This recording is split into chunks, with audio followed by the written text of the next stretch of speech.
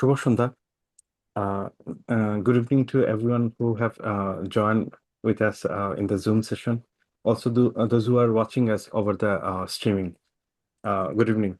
After a long while, we are starting our second season.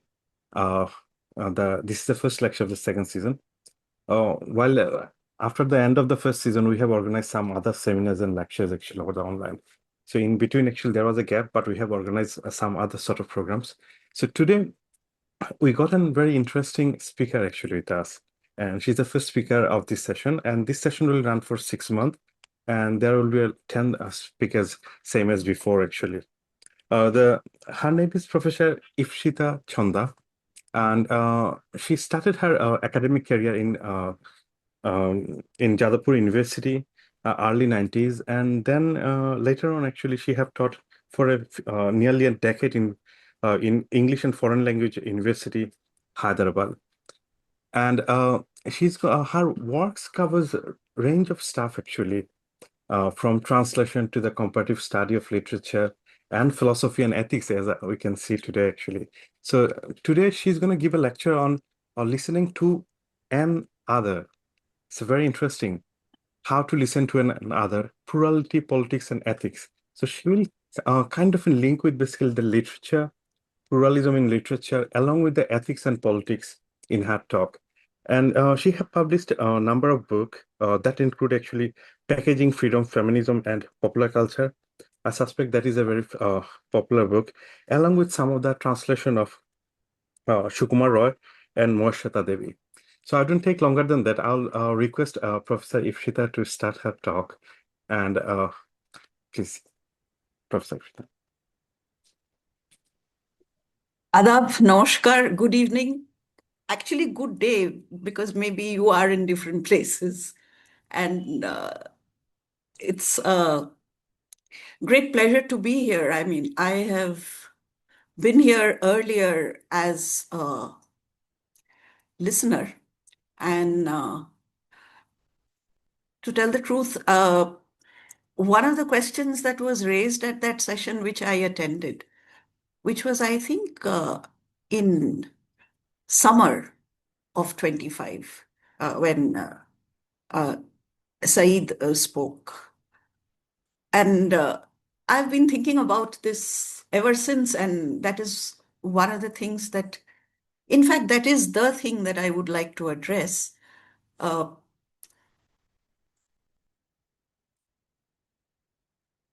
In the context of, as you said, I mean, I've been teaching actually comparative literature, not from the 90s. In fact, it was in 1989 that I joined the Department of Comparative Literature to do research. And what I have learned from more than 30 years of learning to teach comparative literature is what I would like to share with you today. It is to listen.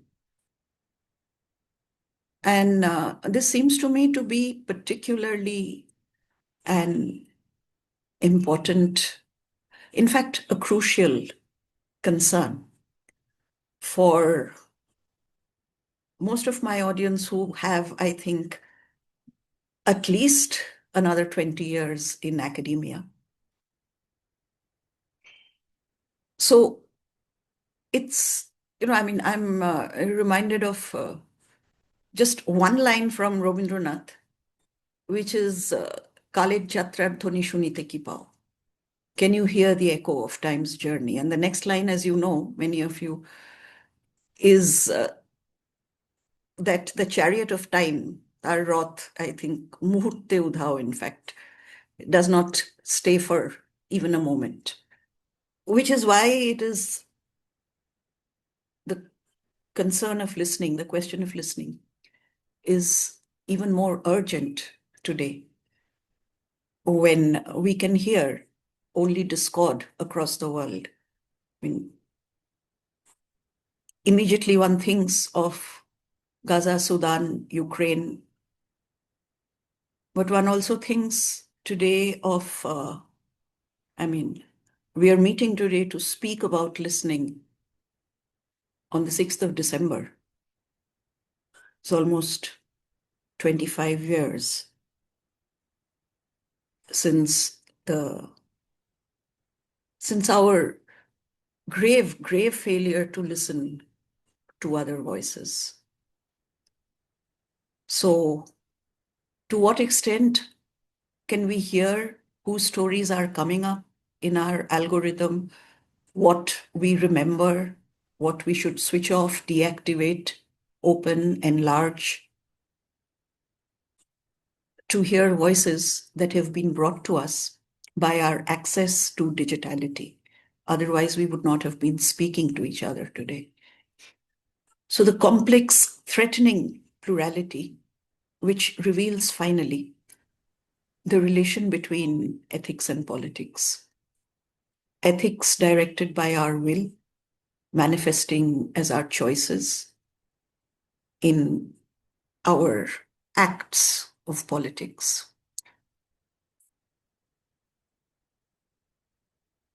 There are many things that a person of my age is deaf to today because there are many things that I cannot imagine. I mean, I do hear the voices or the echo of the chariot of time, but colleagues who have the next 20 years to be in this system, who have to record their creativity, efficiency, intellect, and marketing skills in quantity, and become a statistic in the institution of education, erasing difference in order to be better categorized and classified as the top 2.5. We often encounter this when we are writing references and recommendations for our students whose voices will be heard in the space of academia, which is so stratified in the future. And that is what I think brings me to the question that Said was asked when he spoke here, that why is there so much apathy among public intellectuals? শোনা যাচ্ছে নাকি? আপনাকে we can hear you perfectly. না, উনি হয়তো আচ্ছা, মানে শোনা যাচ্ছে কি না তো? হ্যাঁ। হ্যাঁ, তাহলে ঠিক আছে। হ্যাঁ, তো as I was saying, এই প্রশ্নটা উঠেছিল তখন যে why is there so much apathy amongst public intellectuals? What is the responsibility of intellectuals? And what is their role in a situation where, if I remember right, we were also talking about the lack of love or the lack of relation between intellectuals and so-called ordinary people, between one and another, I would prefer to say. And so I'm very grateful for the opportunity to be able to address this question, which I think is, as I said, a crucial question in not only the profession of academics, but for our responsibility, because our responsibility as academics is to the future. So I would like us to think of an other, which you marked as interesting, to think of an other as existing simultaneously with myself. So my existence is actually in relation to a world of others. The world appears as a phenomenon to beings defined by their capacity to sense it. The relation we have through our senses with any other being or object is our experience of or our physical and mental relation to the world outside us. The world comprises difference, embodied or objectified.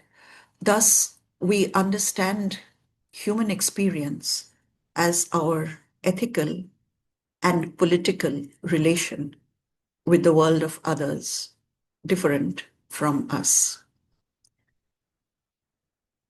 So, difference is the relation of an agent with an other.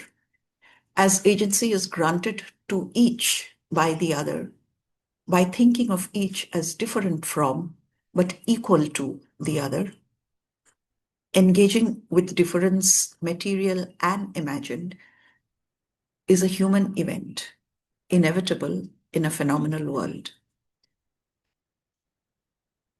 So, any perspective that takes this plurality and the existence of difference, which are interrelated, as the basis of its seeing the world,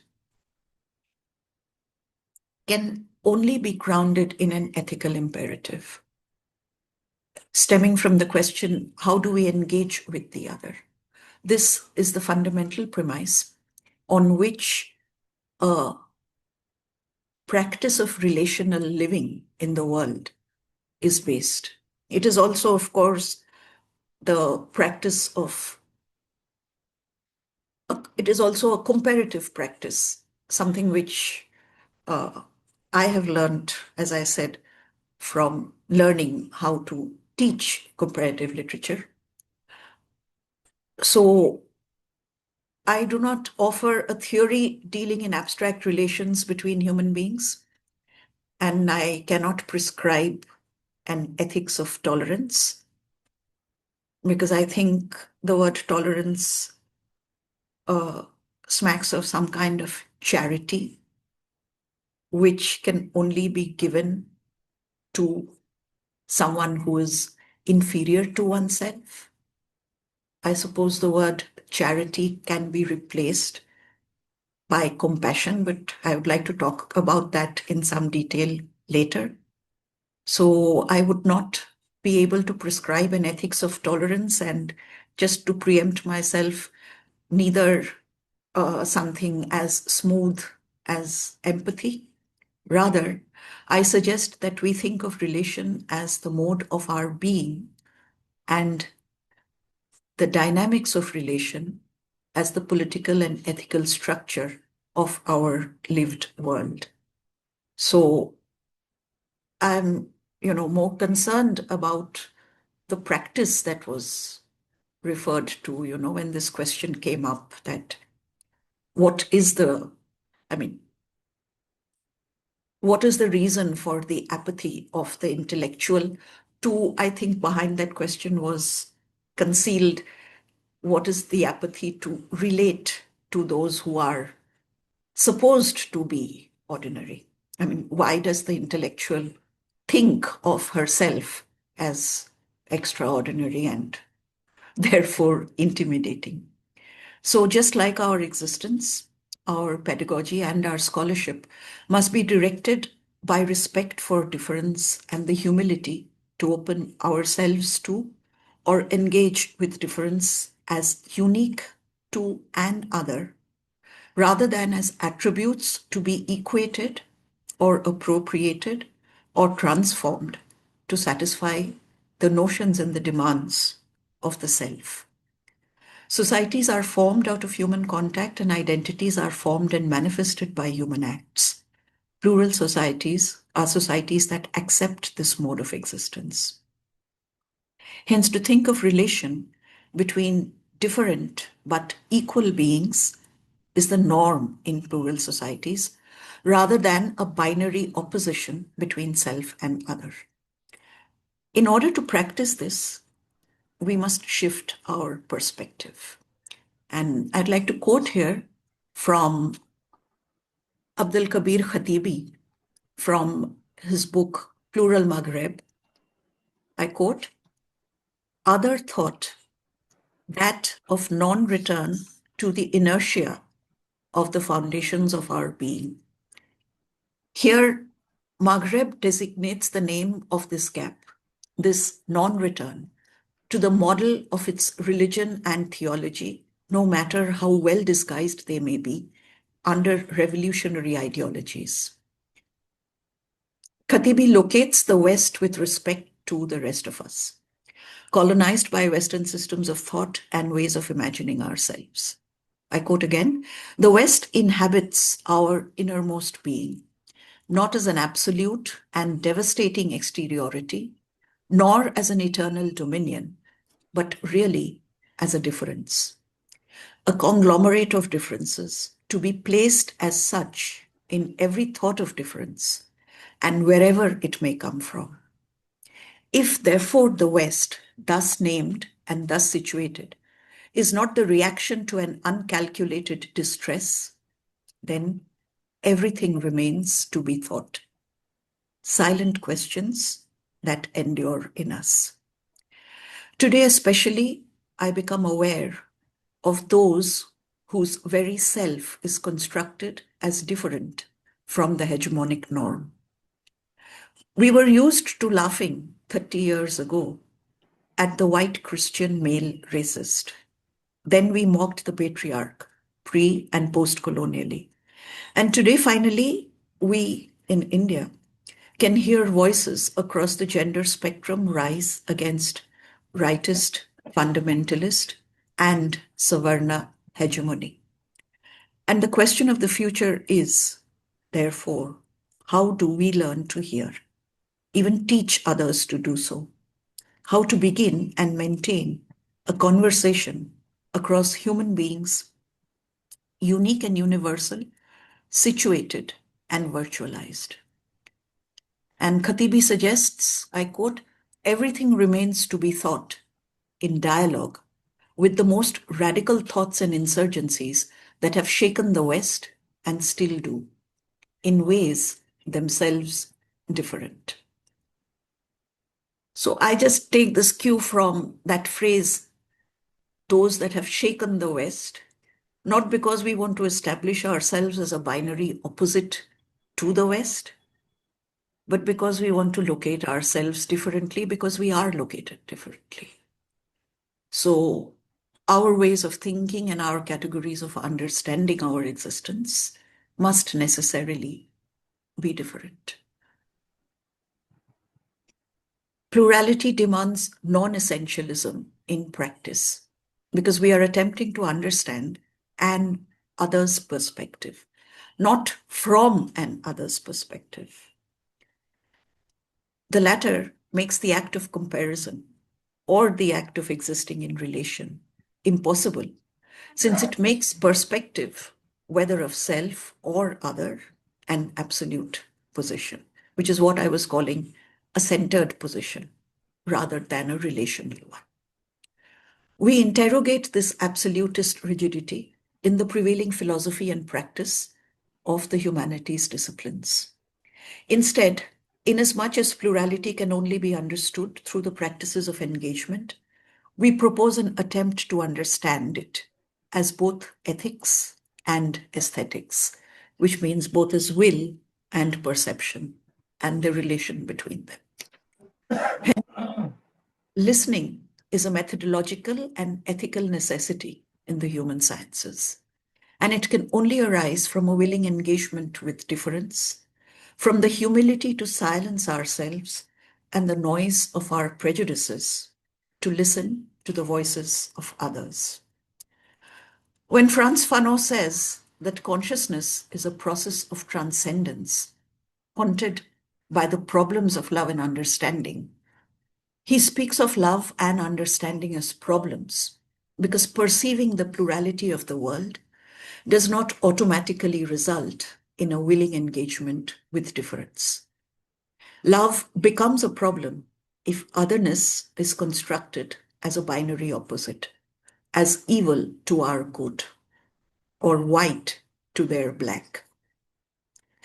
These are God-given differences constructed as alterity by the machinations of power.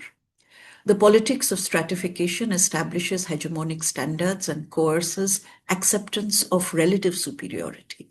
Hence, the concrete situation of difference politicizes. And I quote here from Whitehead, who says, in every consideration of a single fact, there is the suppressed presupposition of the environmental coordination requisite for its existence, which simply means that man cannot exist without the environment, which consists of others. So Whitehead goes on to say, this environment, thus coordinated, is the whole universe in its perspective to the fact. And he doesn't tell us who this it is. But of course, the its perspective must belong to a human being. So perspective, he says, is a gradation of relevance. It is the gradation of importance. So I see from my perspective, and that is what is important to me. That is what exists for me. Now, Whitehead goes on to say, feeling is the agent which reduces the universe to its perspective for fact. In other words, he's saying that our relation to the universe is our experience of the world, which is our existence. Apart from gradations of feeling, says Whitehead, the infinitude of detail produces an infinitude of effect in the constitution of each fact. And that is all that is to be said when we omit feeling. But we feel differently about these effects and thus reduce them to a perspective. Now, it is quite obvious that Whitehead is talking about a perspective which is related to a self which is at the center.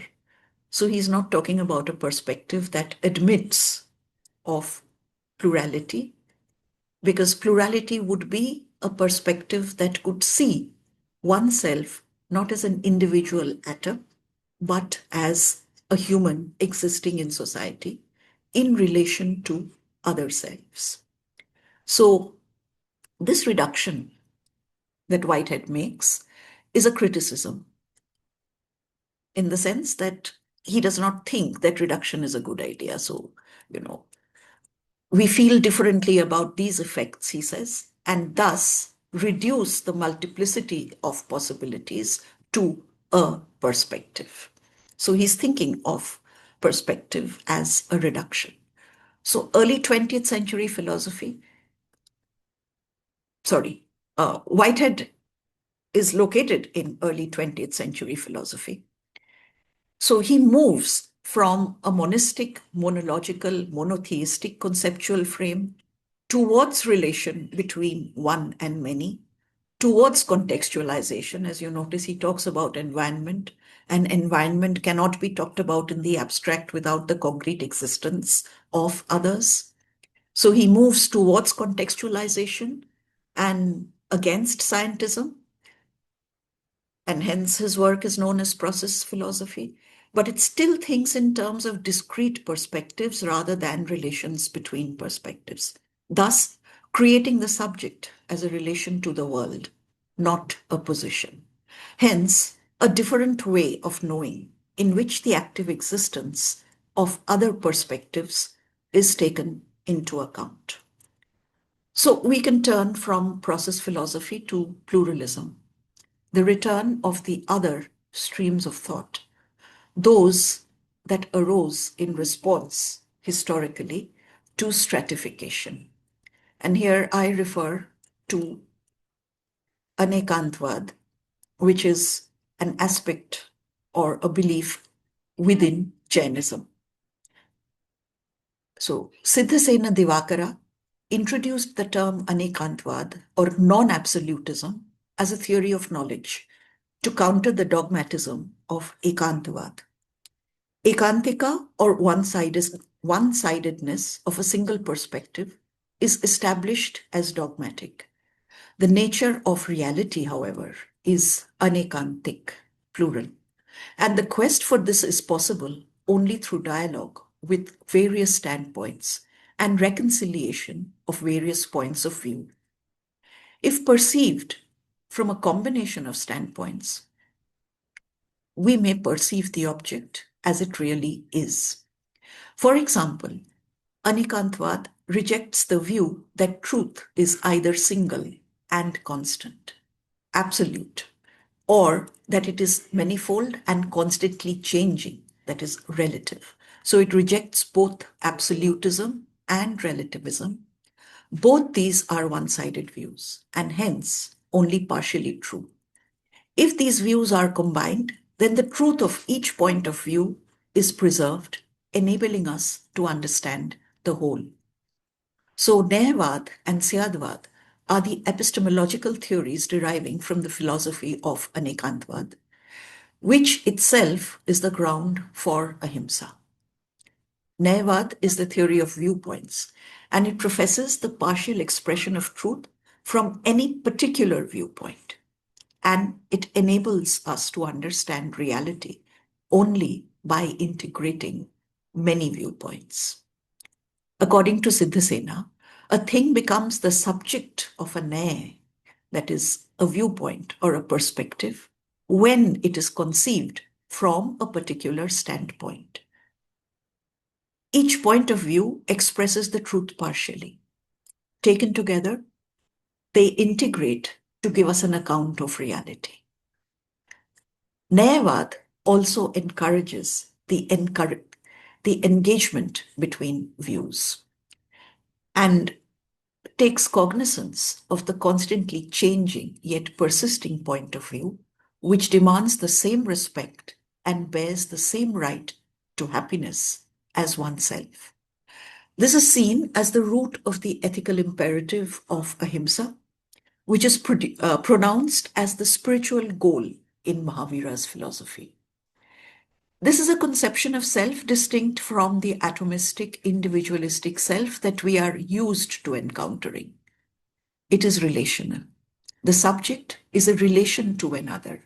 It is agency towards the other, intending the other as an equal but different, or, depending upon your ethics, as superior or inferior, thus prejudging and objectifying the other. In the Anguttara Nikaya, persons are, as a rule, not reduced to mere collections of aggregates, elements, and sense bases, but are treated as real centers of living experience, engaged in heartfelt quest for happiness and freedom from suffering. I quote this from the introduction to the Samyutta Nikaya. And now I go on to the Anguttara Nikaya, where Buddha defines kamma, which is Sanskritized, of course, to karma, but we'll stick with kamma. He defines kamma as he says that it means action, and he uses it to refer specifically to intentional or volitional action. And I quote here from the Anguttara Nikaya. It is volition, bhikkhus, that I call kamma. For having willed, one acts by body, speech, or mind. And this is where we enter the ethics of willing. Kamma thus denotes deeds that originate from volition, which may remain purely mental, creating kamma through our thoughts, plans, and desires, or it may come to expression in bodily and verbal deeds. Kamma also denotes the moral force created by our deeds. All our morally determinate deeds create a potential to bring forth vipaka, or result, that correspond to their ethical quality. The criterion for judging the volition responsible for an action, and I'm still paraphrasing from the Anguttara Nikaya, the criterion for judging the volition responsible for an action to be unwholesome or wholesome is its accompanying motives or roots. And this is where I would just like to stress that here the Buddha is talking about morality, ethics as related to the human will. There is no standard which is divine or God-given. And so human will, according to the Buddha, is volitional. How does one relate to the other is, as you know, the central idea of the Dhamma. The Buddha realized the spiritual development does not occur in a social vacuum, but rests upon a healthy and harmonious social order that exemplifies the kind of virtues that nurture spiritual life. So moving away from the cult of the sovereign subject, which is philosophically grounded in many strands of Western theory, we enter upon pluralist philosophies which treat human experience as unique. No general theory can explain an individual's experience beyond what Sartre calls universal. And Sartre's idea of the universal, I quote here, there is a truth concerning man and not only concerning individuals who cannot be compared. So there is a universality in humans known as humanity, which is distinct from the universality accorded to science. It is grounded in understanding that is an existential or a state of being rather than in knowing objects or facts.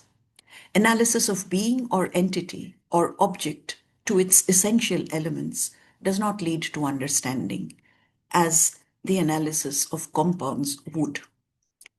It is not reconstruction, but integration and mediation that leads to understanding, which is non-reductionist, if it is intersubjective. That is, it does not objectify the other, being encountered by the self. Meaning is itself a social relation. And here I'm trying to talk about the practices of a plural perspective, which necessarily must be situated in concrete reality, which is why they're called practices. Meaning is itself a social relation, manifested in repertoires of signification, encoded in and by the discourses by which we live our lives. How the irreducible fact of alterity has been constructed by the will to meaning of hegemonic groups has been theorized from the viewpoint of identity, place, and time. The exclusivist view that we are bound by our own perspective alone, and therefore only our view exists for us, can also be criticized as ethnocentric, which implies predetermining the encounter with difference by theories. However, difference is concrete, visible in speech and action, and in our relations with the world. And, as Frantz Fanon says, then there is the unconscious.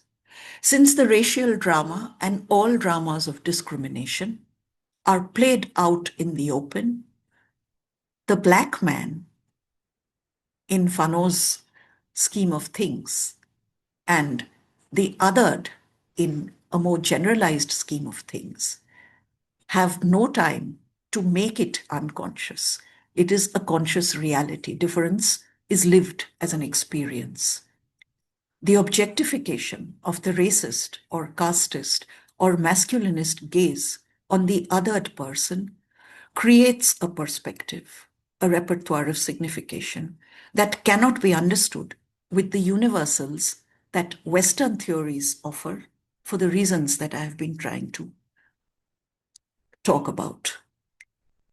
So there is a difficulty in understanding which exists in the very individualistic, monistic frame of thinking. And this is what we need to decolonize from. So this could be a decolonial ideal to find, through critical thinking, a plural and relational perspective from which the pedagogy and practice of humanities disciplines can occur.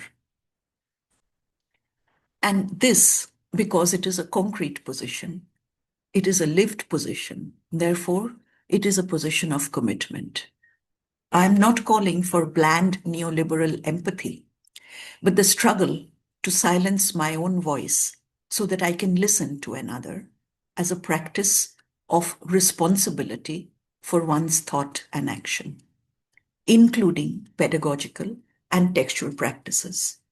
The attempt to extend oneself towards the other, willing to take the risk of engaging with an other. If we are alienating ourselves as thinking human beings from the milieu that is around us, in our refusal to see ourselves as what we are, then our commitment is perhaps only to ourselves. And here is where I will go back to Tagore, who says, "The flame does not drive itself crazy, wanting to give the gift of sight to another."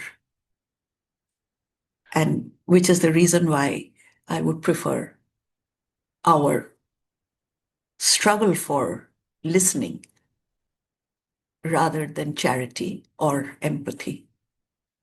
And this is something that Tagore says in relation to teaching when asked about the efficacy of the life that he was prescribing for students and teachers as ashramik, as members of the ashram. He said that one of the things that we should move away from, and we have to learn to move away from rather, is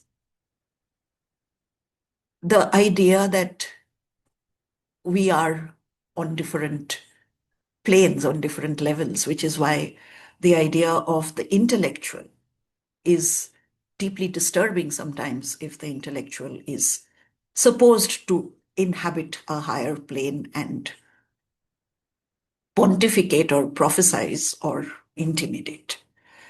And so Tagore says this about the relation between the teacher and the student. He says that we need to learn that the quest of the youth, Baloker Sadhana, the quest of the youth of our students and our own quest, Amader Sadhana, is on an equal footing. Aki Shomotol Ashone, that we sit equally with each other, which is where education, pedagogy can happen. That is, it is a mutual relation. Learning and teaching are related to each other, so only listening will make this possible. As teachers, we speak to the future. How we relate to another is our primary concern. How it moves us and how our intentionality towards the other is manifested. According to Tagore, unity is given, it is divine. We have to discover it for ourselves through what he calls sadhana. In unity, he says, we discover ourselves. Sadhana is our seeking that unity. But I will use Tagore's words to deviate from this final goal. Where there is life, there is difference. So along with commitment, there is also humility. What perhaps intellectuals lack, because the very definition of intellectualism has become person-centered rather than relational. Taking a distance from the common and the real But we already have the barriers of class, caste, gender, and of course, language. Hence, I will dare to give a tentatively final answer to that question about not our role as intellectuals, but our role as reflective, responsible, committed humans in reaching others, in hearing their voices, and silencing our own sometimes in order to do so. Living through the ethics and politics of plurality has taught me the humility to listen. As Tagore says, in order to receive, we have to bring our palms together. Spreading our 10 fingers apart, we can neither give nor receive. Thank you.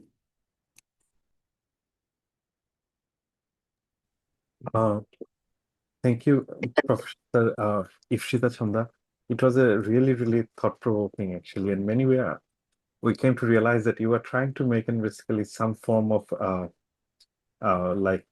foundation Jaina philosophy, actually, Onekantavad, and their metaphysical position and the reasoning too, that the truth is multiple and truth always appeared to us as an fragmented in a way, actually. So we can't really claim that basically there's in one form of truth, unitary truth, or but still the truth is still relevant to the society in many ways, if I got you right, actually. And it was really an interesting way of basically defining pluralism based on Jaina metaphysics, and along with that, basically making some connection with the ethics. So uh, I'll just ask basically all the audience actually who is within the Zoom session actually, they can ask question to Professor Ipsita, and also those who are watching us over the live streaming, they can ask question through by making comments on the Facebook. So the floor is open. Feel free to ask question to her.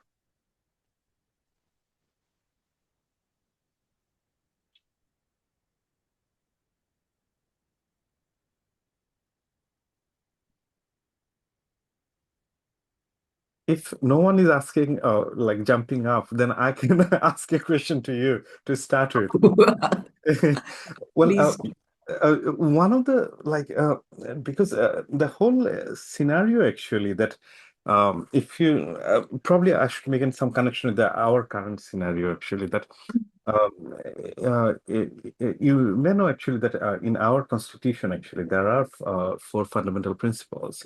Those are actually democracy, socialism, secularism, even though it should be interpreted as an more often basically the word is dharma nirupekkhata, probably the similar word you're familiar with, which is like religious neutrality, but usually been interpreted within the constitution as an non-communalism, and also like nationalism.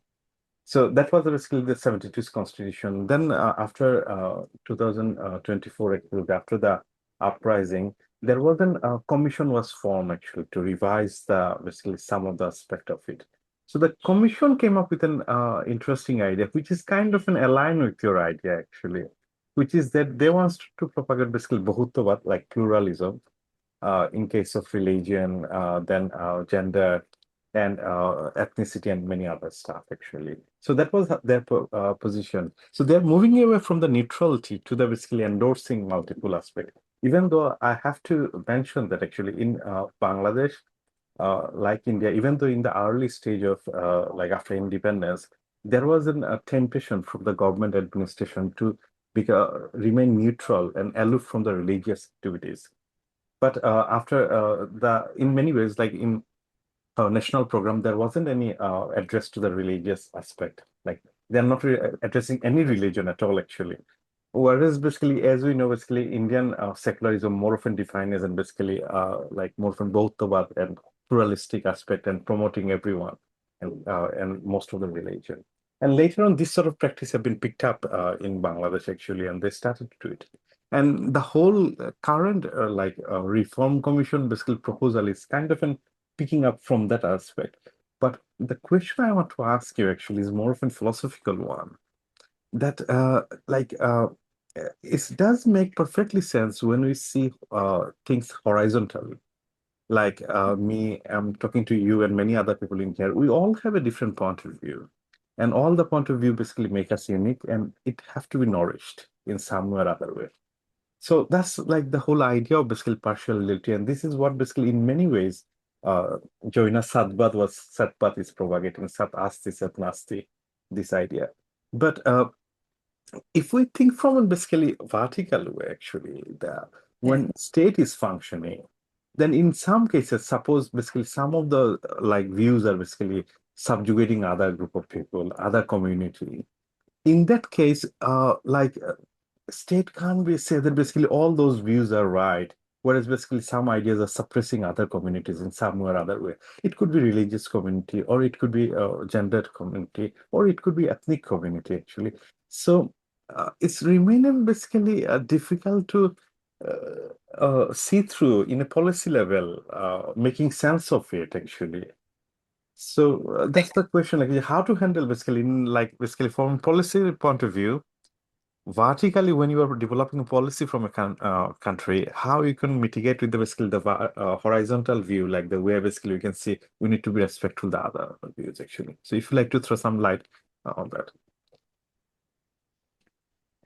I mean, I will answer on the basis of the Indian Constitution, which, as you know, was written by a person who was a victim of horizontal discrimination. Yeah. Yes. And so the Constitution says that you have the right against discrimination by, as you know,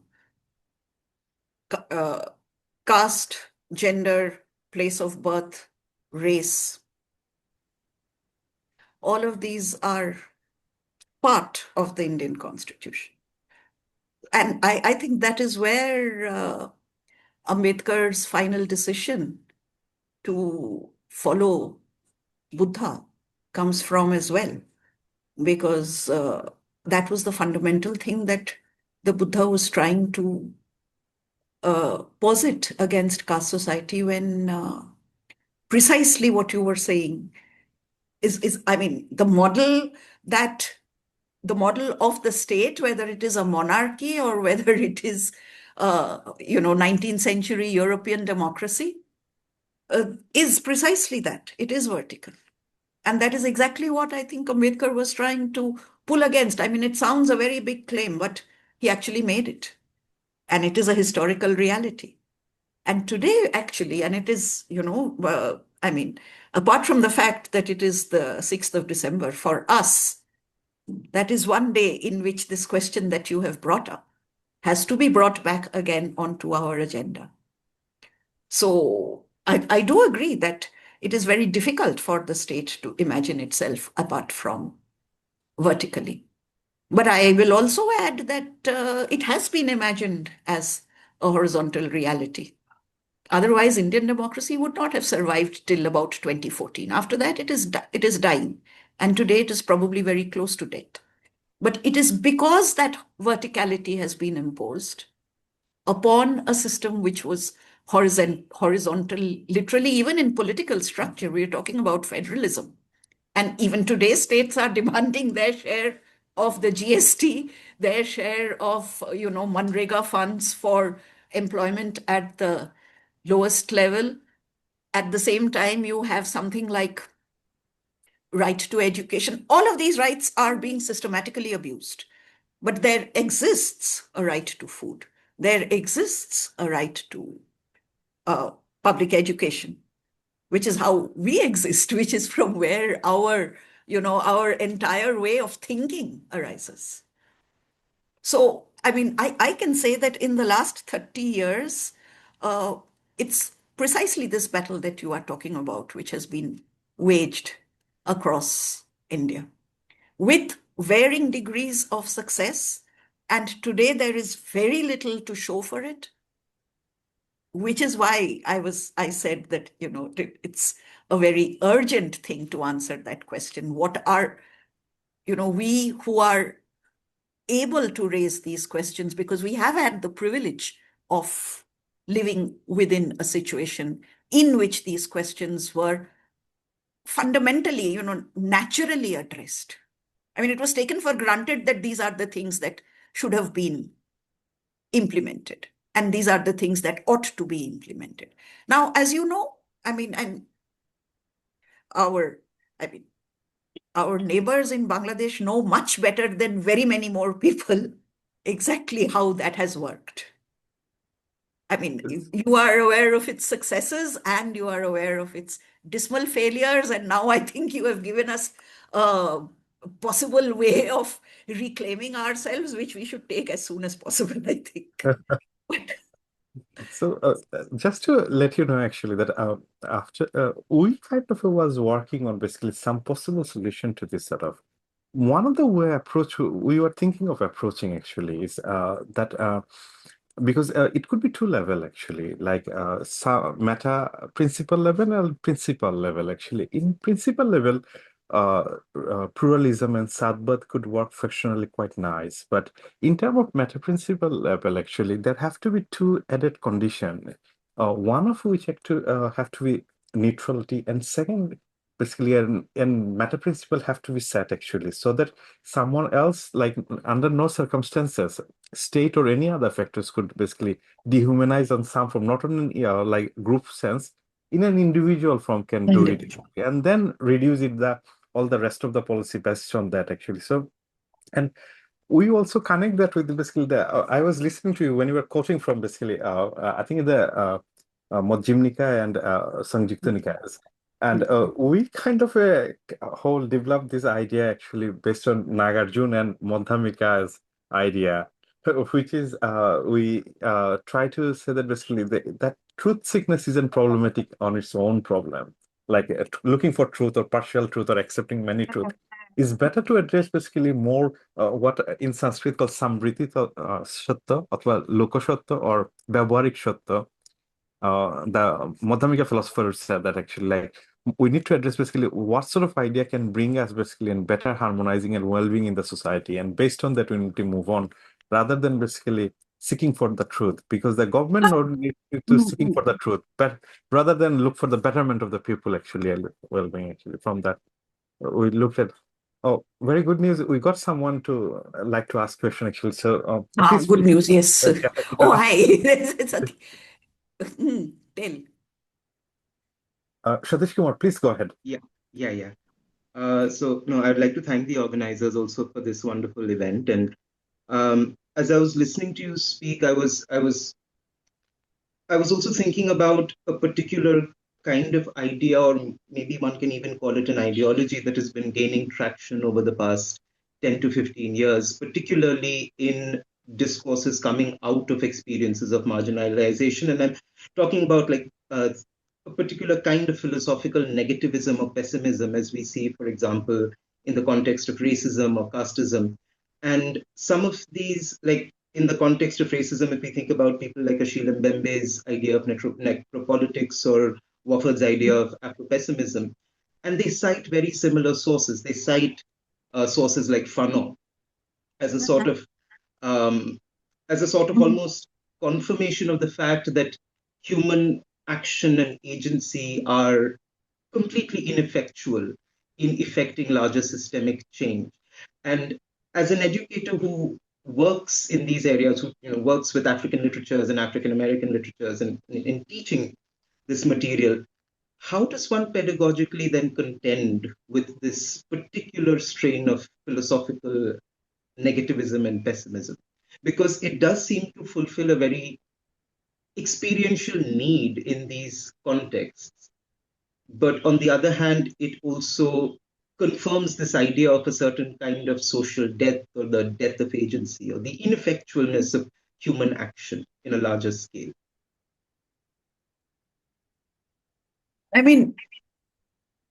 Ways in which that could be addressed, actually, they are related also. We will just straight away talk about Mbembe. And I think it is a way in which he is particularly trying to address the situations brought about by technology. I say Sudan. I only say Sudan. You might say that you say Sudan, so many people do not say Sudan. But Well, I say Sudan because I mean, I cannot but say it. Yeah, But then, even Rwanda, but even yeah, uh, the DRC, yeah. so these I mean, Mbembe, let us say, is leaving Sudan. So I mean, simply just as you say all the time, that experience is not a theory. You know, race, as you said famously, is an experience, it is not a theory. So this pessimism, I think, I mean, is a way of understanding one's situation as far as the person who is within that situation is concerned. I mean, phenomenologically, that would be an aesthetic. But experientially, it is reality. So, I mean, it's the same difference between, when Arendt says that violence uh, is not a normal situation, and a person who is a philosopher will not talk about violence. And I mean, all of us can understand whether we take the position of, or whether we are in the same place as Gandhi facing, or freedom fighters facing violence, or Fanon having to diagnose the violence of colonialism upon people. It's impossible for us to agree with what Arendt is saying, because our experience produces our philosophy. Now, I mean, I would only say that if we market it as optimism or pessimism, or even more than that, I mean, that was a silly thing to say. If we market it as pessimism, we are objectifying it, theorizing it, making it abstract, robbing it of whatever it is, whatever affect it is supposed to create in the student. So, I mean, so it is our commitment to the, I mean, it is our commitment to pedagogy, I think, to No, no, and diffuse, I to absolutely be, agree. Yeah. And I completely. absolutely agree with that. But then in that situation, when and that's the difference. On one hand, yes, we're calling it an aesthetic, and that makes perfect sense. I mean, if we read, something like James Baldwin's Going to Meet the Man, it's an aesthetic thing, and it kind of narrativizes that experience. But when this form of negativism or pessimism is then marketed perhaps as a frame of understanding, and students, because that is the way it is being marketed, actually start to believe that this theory is some sort of a truth telling enterprise or a truth telling machine. That does become very difficult to contend with. Yeah, yeah, Not but, just, but, but, yeah, but, but as an educator, you have the freedom to change it. I mean, all of us do. That is the greatest privilege of being able to be a teacher, I think.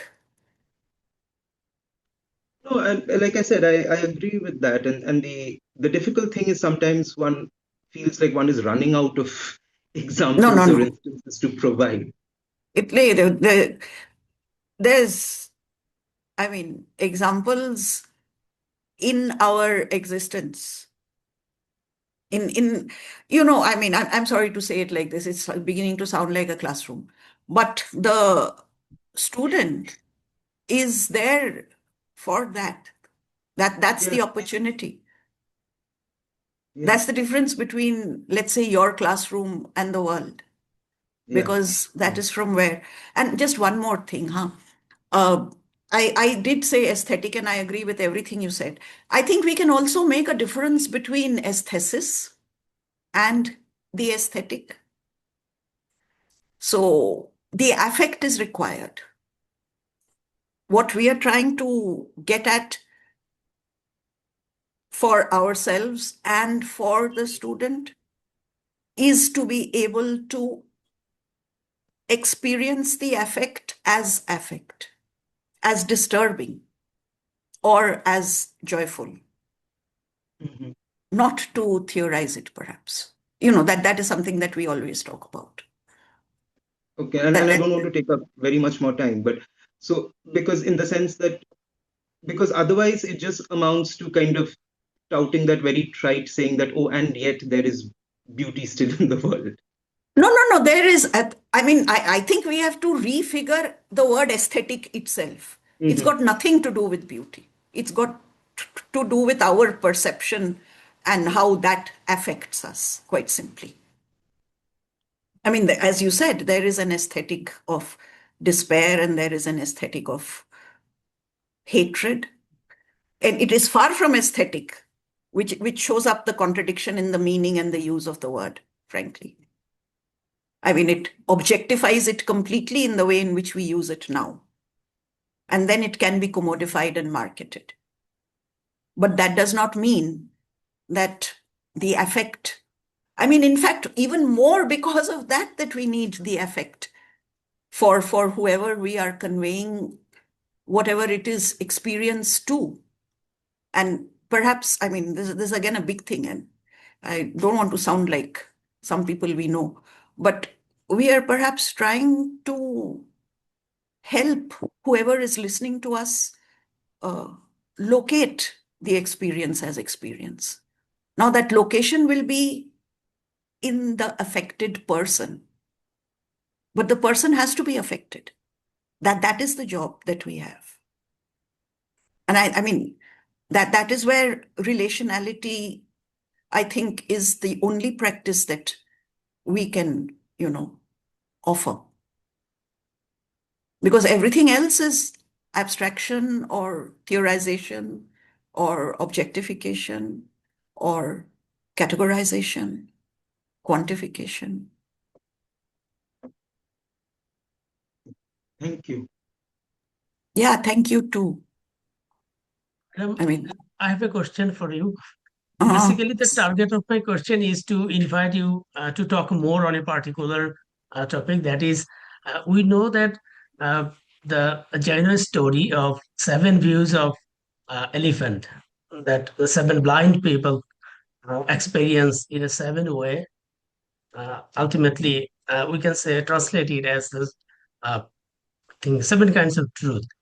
But usually, I love to ask whether the elephant does exist or not.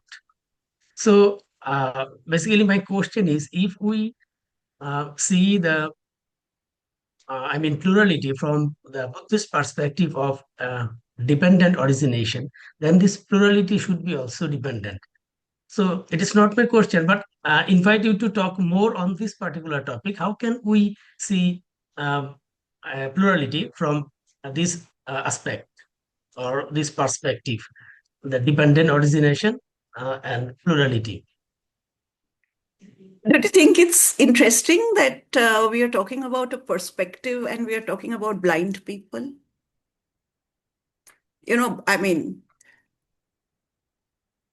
If grammatically, a blind person would not have a perspective. So, in my thinking, of course, this is metaphorical, that whatever the area that we are confined to, we are blind to everything else outside it. And if we are interested in just that area, that is what I was calling an atomistic, individualistic, and West-centric because of the, predominance of the self. And not the self. I think I should use the technical post-structuralist term, the sovereign self, if Chinmay is here. So, yeah. And it's precisely to get us out of that particular situation, I think, it is open to interpretation. So, of course, dependent causation, and Buddhism is a very, that's the interesting thing about it, that its material reality and its spiritual goal is connected by you and me. It's not connected by anything else. It is connected by human action, which is what leads me to think of blindness as metaphorical here, that I can only feel the trunk. And because, well, you'll say, because I'm blind, I can't look anywhere else, which is a very interesting literary way of playing with the fable and what it is supposed to convey. And I think that also opens it out to more than one way of looking at this entire situation. You know, situation by situation, I mean, we interpret this fable, as you say, that, you know, a person is blind and so he cannot see the elephant. Is there really an elephant? Which is a more interesting question, I think. It does not matter. Because I would then further ask, you know, how does he know that this is, you know, there's a trunk. He does not know it is a trunk. How do we know it is an elephant? He thinks it is like this. And he says the elephant is like this. And someone else touches something else and says the elephant is like that. They are limited by what they see. Actually, they can't see anything because they are blind. So they are limited by their perspective, their vision. It is you and I who are, well, seeing people, which means that we can see the different parts and integrate it to make it an elephant. And so, I mean, just like democracy, I mean, Ambedkar is supposed to have said this, I think, that democracy is something that you work at. It is not an ideal state, মানে কোনো স্বর্গ নয় যে যেখানে একেবারে পৌঁছে গেলাম তো গেলামই. And also, just to carry forward that idea of heaven, you don't achieve it in this life. So what you achieve in this life is integrating all these perspectives, or, you know, going in for a vertical, I'm the top, you know, like cock of the hoop and I take it. So I will just keep saying this as frequently as possible because that's the simplest answer, that plurality is a human action. It's a human condition, which means it is related to existence. It's not related to anything else. There's nothing abstract about it, which is why I keep insisting on practice. Rabindranath has very different ways of saying, you know, kaj, ittadi, prem. So all of these are not possible without human beings. Neither is plurality possible without human existence.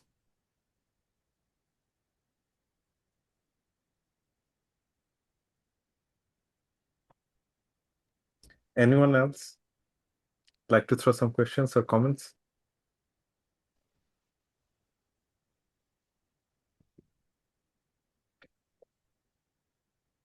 Probably I'll ask you another question, actually. Please go Yeah. ahead. I very Yes, much like to hear something. But after yes, spoken for 1 hour about listening, then there is nothing to hear, which is a little yes, disconcerting. yes. So I was wondering, because as far as I know, actually, you are working on literature to show the pluralism in literature and how it has shaped and other stuff actually in literature. So would you like to throw some lights on it, actually, about the Bengali literature that's have been probably developed in and worked on in Kolkata or Bangladesh, actually, and how the pluralism has appeared over there? Well, the pluralism has not appeared over there. I mean, as far as I can see. Because as far as money, Bengali literature in India is concerned, I mean, I don't think I have to say anything about either. I was actually, I'll just share this bit, which I also discovered precisely about pluralism very recently. That, I mean, the Feel free to speak language freely, itself. actually. Feel free to speak freely. You don't like. No, I mean, Yeah. I actually I have a difficulty. I can't speak any other way apart from free. Okay. তো সেটা খুবই মুশকিলের বিষয় in very many contexts, but when that's the way it is. Now I'm sort of used to it. I'm so old that it's okay. So, yeah, no, exactly this. That, I still am attempting to translate five only long stories from the last 50 years. This is a series, different Indian languages. So I'm doing the Bangla, which I get the chance to select and proceed accordingly. So one of the first things that has been in my mind for a long time when you are talking about, plurality and Bangla literature is the fact that, I was very privileged to be in a comparative literature department. That made everything very obvious and very clear ever since, I learned how to think. So the existence of Bangla literature in Bangladesh is not something that became central to the institution of Bangla literature in West Bengal. So it was sort of I'm not saying that it was a great revelation or anything. It is just like you don't see what is obvious right under your nose, because it is the same language and it is different completely. So when I'm translating, for example, Akhtaruzzaman Ilyas, I was telling this to Nahid, I think, that when I'm translating Akhtaruzzaman Ilyas and when I'm translating, let's say, someone who was parallel, and Akhtaruzzaman Ilyas was extremely popular, as you know, in West Bengal. And I will give the credit for that to my teachers and colleagues in the comparative literature department, firstly. Secondly, parallelly, those who were writing, anyone, including Shondipan. These are two different cultures that they are writing about in the same language, even though both of them are talking about a certain urbanity, which is when I had a nokkar jonokar ki jake bole. I can't think of it. I don't know what the English word would be. And the interesting part is that Nokkarjanok in very many ways, not only from the point of view of class and caste, but also very frequently from the point of view of gender. And all of that is the urban sort of sensibility, I would say, which is rooted in a completely relational time. Because what is happening in West Bengal and what is happening in Bangladesh by then is, they cannot be separated from each other, including the fact of people who are coming from one side to another, or people who are going between these two sides. So, and afterwards, people have worked on, different ideas. For example, during partition, and we had a research scholar who worked on, precisely the experience of being a refugee. And that particular, because actually it is a real historical situation. It's not something that, it's not history in that sense. It is a lived situation that people who are still alive are carrying as part of their lives.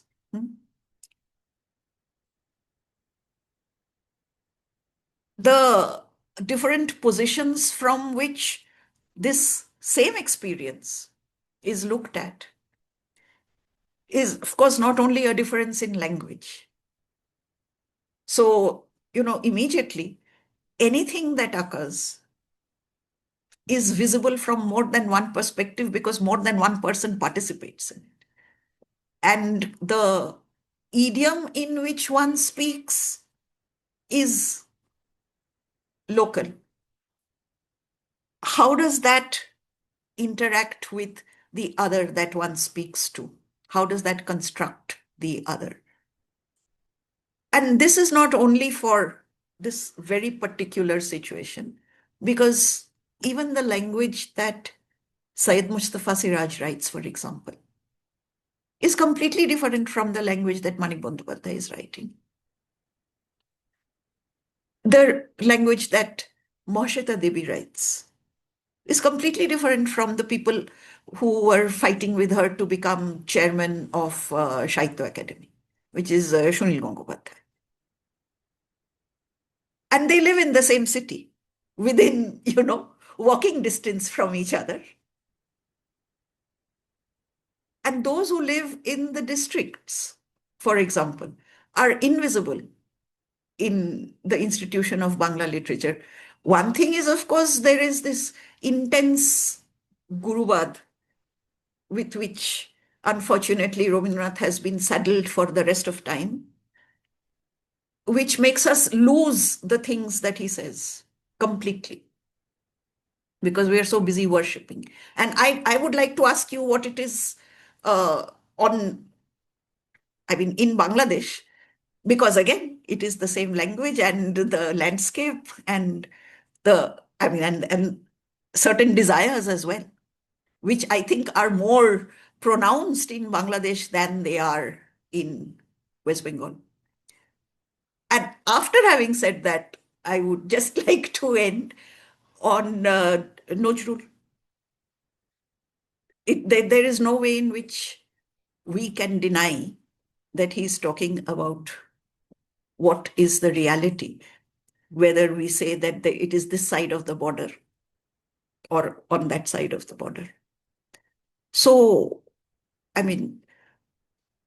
এই যে একটা বাংলা বলে তো কিছু নেই, এটাই তো fundamental জিনিস আলটিমেটলি। তো ultimately one will have to accept that, Rabindranath, for example, is saying that I would prefer to be modern as the 9th century Chinese poet Li Bai is. Adhunik Sahitya. I don't want, Eliot's modernism. Buddhadev Boschke ba Vishnudevke bolchen. And then you have Sudhindranath Datta, who is incomprehensible completely except to himself. But he's a great poet, quote unquote. And by that time, Nojrul has gone and he's dead. But who is he talking about? Those people who live next door to Sudhindranath Datta, but he cannot see them. So it's, actually, literature teaches you plurality. That is all. সাহিত্যই শেখায়, আর কিছু না, এটুকুই। Yeah, we kind of agree with that basically. Just after what you were saying about it, we were going through some interesting issues right before the uprise. That what would be the language of East Bengal? Like Purbo Bangla Bhasha ki hobe? You might familiar with this, whether in literature or standardized form of writing in prose or essay or other stuff. And it's in complete anarchy in some or other way, actually. People are going through lots of experiment. And Fine. in many ways, they're unsettled. So it makes it difficult for the basically formal language or like the people who are doing academic and other stuff. But for literary work, it's a brilliant thing, actually, when you have a multiple language, multiple and pluralism and pluralist expression. So it's kind of a vibrant time for basically those who are working in literary genre, but kind of a very much like difficult era for basically those who are throwing some light in academic venture. Why should it be? Why should it be? One thing I do understand, that localized differences are really very vast. And that is one thing which is not so much on this side, in West Bengal. That is really a point. But at the same time, if someone is studying in Vidyasagar University in Mednipur, why should he be writing Anandabajari Bangla in an answer? Why? It's not as if I can't understand what he's writing. The script is the same.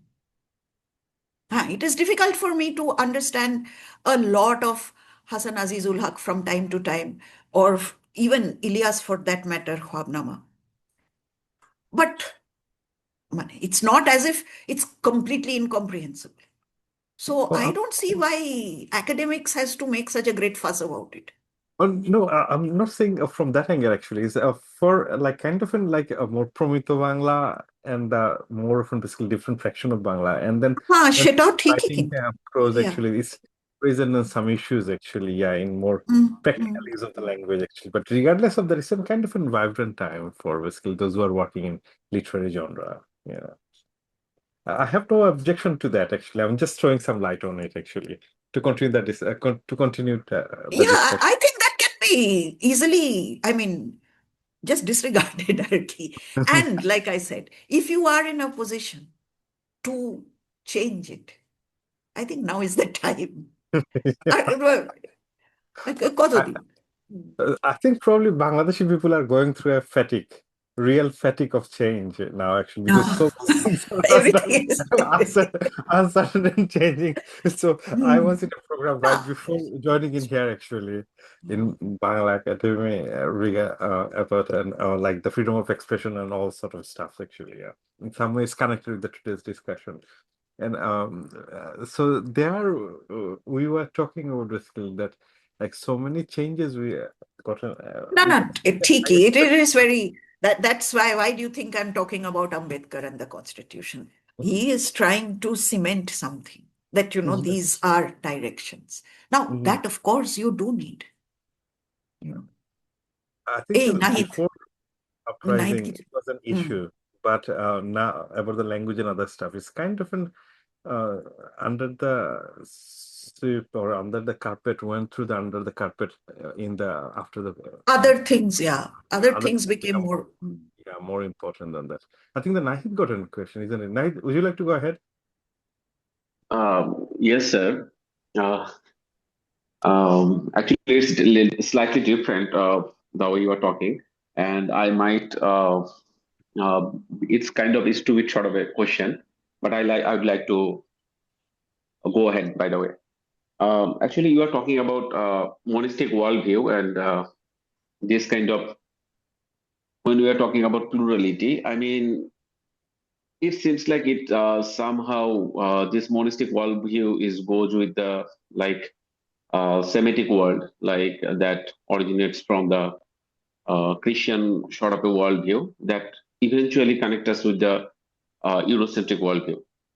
So the thing is, when we are talking against it, like when we are talking not just against, I mean, in relation to monistic worldview, how plurality can question our answer our questions. So is it kind of posing Indian? It's connecting like our current thought system with the ancient Indian thought system. I mean, is it originates from there, or is it just a kind of a recent sort of rendition in, I mean, in academia or whatever here actually? So that is my question. Now, that is an abstract question for two reasons.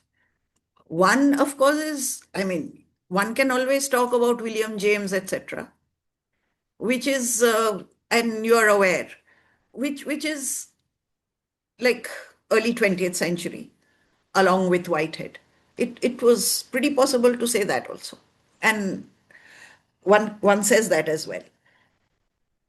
Now, if you find something which answers a question,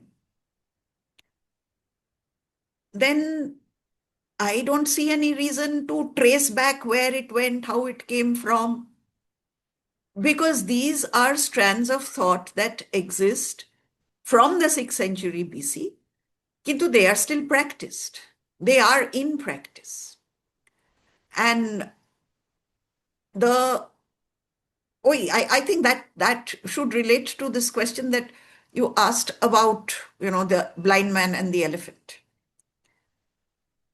Our use of philosophy is what is our existence actually, how we live.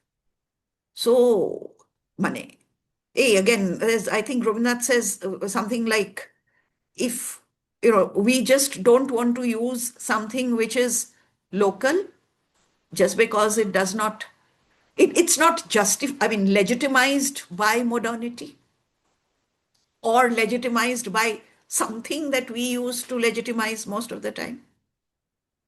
So how one comes upon it is because one is looking for an answer, and one is not looking for an answer in one's immediate vicinity only. That's the whole idea of conversation, which of course I didn't talk about, I'm sorry. But yeah, we are just in a situation and looking for practices to deal with the situation. One way of dealing with the situation is to decide that anyone who is different from me does not deserve to live, so let's kill everyone. Which is, as you know, a way of going about it. That is named something, that is some ideology. This is something else, which is another ideology or another way of thinking. তো সুতরাং কোত্থেকে এলো সেটা নিয়ে of course, one is not saying that I thought of it or anything like that, or it just, but it's not as if it just came in through the window or something, or even if it did. এখন, if there is a question which I am addressing for no other reason but existential reasons. I need to understand why X is right and Y is wrong. For myself, am I going to do this? Am I not going to do this? It's just that simple ethical question to myself. So whatever serves is welcome. That didn't answer your question, but I don't think there is No. question. I understand. I I don't think understand. there is a question.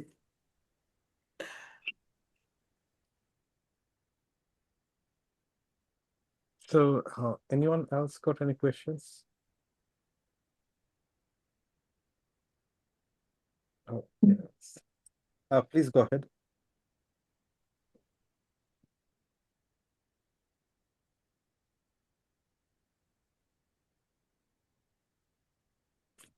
Yeah, go ahead. Did you write it down? Come on.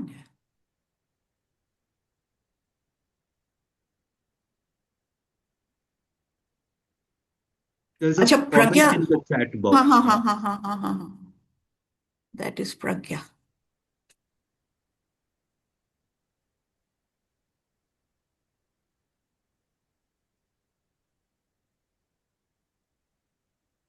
Yeah, I completely agree. But when you, I'm just saying it because I know what you are involved in at the moment. So when you get into the next stage of existence, that is when you start to teach, then you just change the system. It's just as easy as that. And that is the purpose of all this, actually. There's no other reason for, making these pronouncements. I completely agree. Yeah, And actually, yeah. happy to know that so does Rabindranath. So it's, yeah, go ahead. Yeah, I was just saying that, the other part of it is that it is also, the only space which also gives you the agency, to bring that change, Yeah, and only hope absolutely. where these things are possible, especially in the current political, socio-cultural, scenario which is going on right now. So it's giving Yeah. both. It is, yeah, even more important in the political, socio-cultural scenario, which is why I was telling Satish that,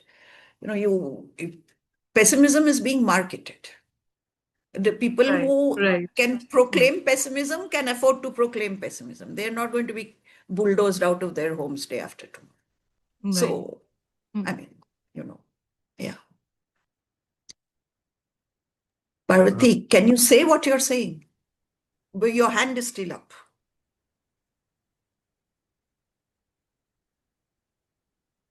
Did she leave? Yeah, maybe she left. So, Or is she going to?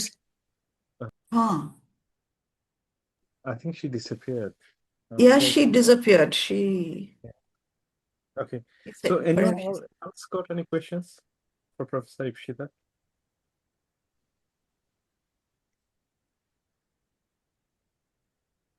So she's here. Oh, so you are still here, actually. Please go ahead and ask your question. Oh, you're muted. You haven't been speaking.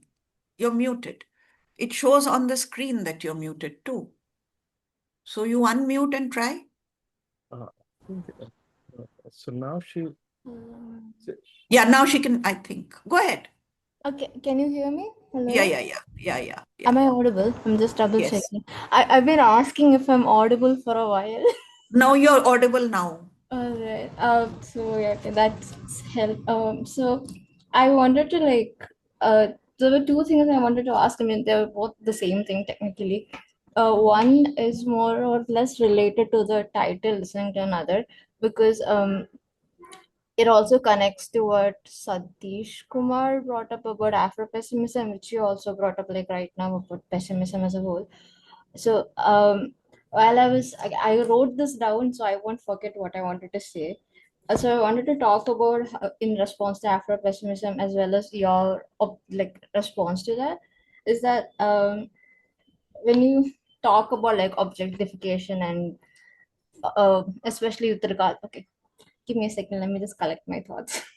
um You wrote it down. Read. No, yeah, I was thinking about the rapper Kendrick Lamar because I am a huge fan of Kendrick Lamar, and primarily because when Kendrick Lamar released Good Kid, Mad City in 2013, 2012, around that time, there was already like a rampant objectification of black male physique as well as the general black culture appropriation was like it was rampant during that time as well as romanticization of and fetishization of like black gangster culture.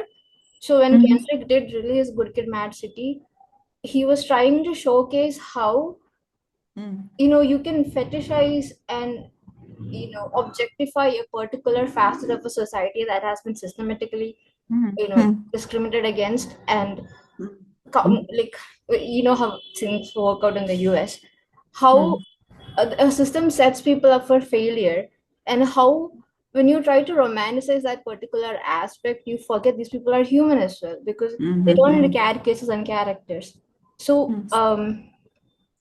this was during the rap music started out in the 1980s, hip hop clubs, and then in the 1990s it became primarily gangster rap from Biggie and Tupac, and then in the 2000s hip hop was still like it was like still mostly gangster rap, but then like devolved into like more party oriented, very light, like let's flex what we have right now sort of musical genres, right? So when Kendrick came into the mainstream sphere with his album, which he talked about how he grew up in Compton. So I wrote down that he talked about how his works, especially Good Kid, Mad City and TPAP, they talked about his upbringing in Compton, which has one of the highest crime rates in the US and is one of the main gangster rap, West Coast rap originators, right? So when Kendrick released Good Kid, Mad City, he wanted to show that despite the adversity he's been put through since he was a kid, and despite the glorifying that you see on media and everything, these are still children, and they still find hope in the life that they've been put into. Like his songs, right? Like Money Trees, and like this is one song called "Sing About Me." I'm dying of thirst, in which they all talk about making it big. And one of the speakers in the song says, "If I die, sing about me in your album. I will be there." And then the next in the next line, the person gets shot. So he is trying to portray how life is for people there, while also asking us to empathize with this thing, with his like experiences, without completely pushing him into a caricature, okay, like a tortured black kid. He's saying those two things can coexist. Like you have to understand that being black in the US is a very horrific thing to go through because the system has been set up against them, And which is why the media that they produce, the media that they get in, that they tend to favor, that despite their success, they still like to portray a particular aspect, because a lot of people outside do not understand their struggles at the end of the day. So the only way to for them to like get us to visualize it is through works that often feel very pessimistic, because it is pessimistic, like you said, it is a privilege to feel pessimism, because to them it is their life.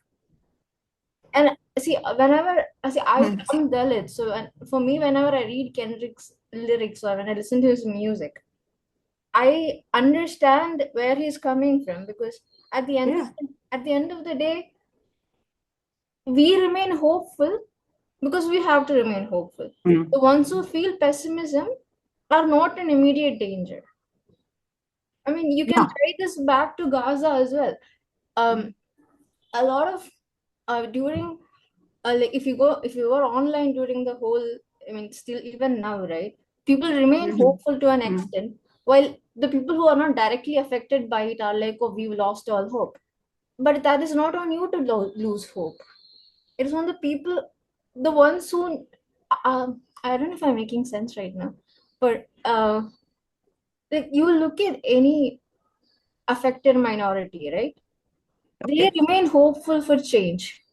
But the ones who are not affected, who are in the majority, who can actually help them impart change, take the easy way out and say, oh, we've lost all hope, there's nothing we can do. Because at the end of the day, you remain unaffected and you remain protected to some extent. And the ability to say, oh, I have lost hope is a sign of your privilege. Because the ones who have been affected can't really be like, okay, it's all over, we're all, done. You have to keep moving, So yeah, I mean, I think I wanted to talk about particularly because the title is listening to another, and when I last turned to the listening, I thought about rap music, especially with regards to how a lot of conscious rap especially horns in on this particular topic of uplifting the community and sharing the experiences through often gritty songs and narratives, because that is their lived experience. And to call it pessimistic is, in a sense, alienating their lived experience and saying it's making me uncomfortable listening to you talk about this. And there is, okay, not to continue on the rap thought line, but in the album that followed, Good Kid, Mad City, To Pimp a Butterfly, Kendrick talked a lot about racial inequality, and there is this one song in it called All Right, which was used in the protest that happened, I think, the same year. It was also quoted by somebody at an assembly. But that's the thing, like Kendrick says in All Right that but we hate the popo, they'll kill us on the street, that's for sure, but we can't be all right. So he says this is a life we've been subjected to. The police are against us, the system is against us, but we will still be all right. And I think to to like denigrate that particular hope as like to completely push it under the realm of pessimism is just I don't know. I mean, I think that's what when we were talking about plurality, I feel like we have to understand that people will communicate in ways that will horrify us. I forgot about Kristeva talked about the object. Oh God, no, please. Okay, carry on. No, but I forgot. But then, but you also know I tend to have a soft spot for monsters. Which I'm not going to go into. That's fine. It's not a problem. That's not a problem at all. Just two and a half things maybe. Have you finished? Yeah, yeah, I finished. I will not go But into I don't want you to monsters. talk about Kristeva and the abject. Thank you. Okay. Yeah, we'll just leave that out. Yeah, you're completely. I think, I mean, if Satish is still here, I think we both agree completely about whatever you're saying. It's just that the difference, which is what I was trying to make between aesthesis and the aesthetic, and also a difference then between commodification and objectification on the one hand and expression on the other. So our necessity is to understand the difference between these two firstly. And of course, I completely agree with you that you can't brush it under the carpet by saying it is pessimism. That's what I mean when I'm saying objectification. I mean, if I was not able to feel what that particular person is talking about, I can't say that I'm feeling what he's feeling, but he's trying to make me see what is the existential condition in which he is. So the whole point of relationality is for me to be open to that possibility. That's all. And so, which is why I have a problem with things like the abject. I mean, these are pre-decided categories for you, which you feel that it is necessary to inhabit. I don't think it is necessary to inhabit particularly that category. From where, and of course, the irreducibility of difference, because someone's experience is that person's experience. I think I did try to say something about, I can't see from another's perspective. I have to see that there is another perspective. I have to admit, as you know, Satish has something to say. No, and that's what I was also going to chime in about, that this whole thing about the history of rap, particularly Kendrick Lamar, and I mean, then that whole thing going back all the way to Tupac Shakur and the whole sort of history of that moment. And again, I mean, Compton just gets a very, very bad rep because it's called one of the counties with the highest amount of crime in California, but it is also the county with the lowest number of white. Consistently, it has had a population of under 5% white people living in that region. Yeah. And so if we think about these sort of ghettoized neighborhoods in places like Chicago or in places like, in the state of Illinois or in California, the idea is that these are hotbeds for crime. Now, yeah, because they have fewer white people. I mean, and then there is this beautiful analysis. There's no because, yeah. It's the same thing in Washington, D.C. around Georgetown. Oh, yes, absolutely. So, no fewer white people, no explanation. It's just like that. God made it like that. God made it like that. And so there is this beautiful analysis that Toni Morrison does of a story called The Artificial N-Word by Flannery O'Connor. And it's about this older black man and this younger black boy who on their day off are wandering through the city. City is supposedly Atlanta, we don't know. And so they are walking through all of these neighborhoods, and they finally walk into an all-white neighborhood, and they feel a sense of comfort because they realize their place in the world. And this causes a lot of people a lot of discomfort. And I don't agree entirely with, like, for example, what, say, somebody like Angela Davis or Bell Hooks has said about rap music, but it's worth looking into. I mean, Bell Hooks came under a lot of fire when she did a sort of close reading, frame by frame analysis of Beyonce's Lemonade and then called her a culture terrorist. And that was an interesting moment because everybody across the spectrum kind of either agreed, disagreed, and whatever they did, agreed or disagreed, they agreed and disagreed very loudly. Now, the one thing that people did not take cognizance of in that debate was the distinction that Bell Hooks was making between expression and performance. When you're expressing your reality, that is an expression of your experience.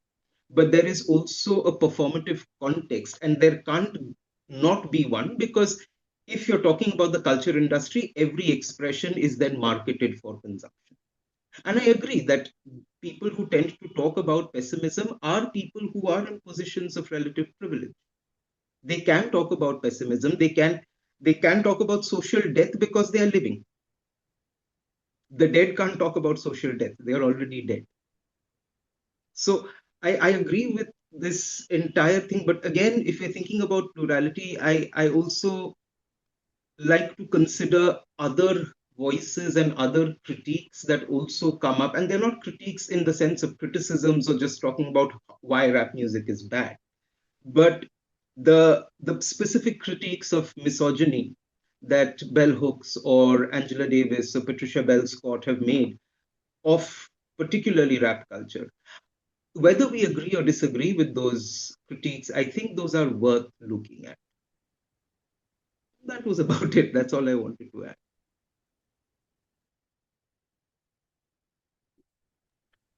So, anyone else got any questions?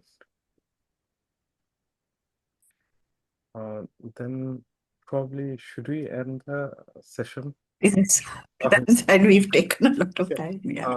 Thanks a lot, Professor Yes. Ipsita, actually, for giving us time. Actually, it was really, really interesting talk, especially the way you like pointed out actually some of the imperatives actually in case of plurality, or what would be the ethical imperative for the plurality, and along with the metaphysical foundation of the plurality based on the Anekantavad and the multiplicity of the truth actually. And I think in many ways these are the thoughts and ideas are very necessary, especially when we are facing a very hostile time and hostile uh, uh, time and cultural expressions.